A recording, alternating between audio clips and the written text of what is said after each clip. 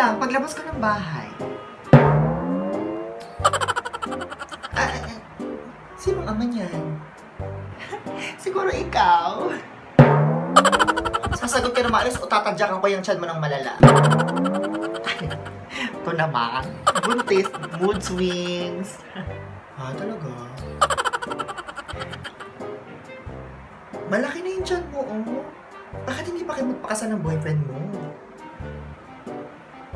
Ayaw ng pamilya niya. Ay, bakit? Sino may ayaw? Nanay niya o tatay niya?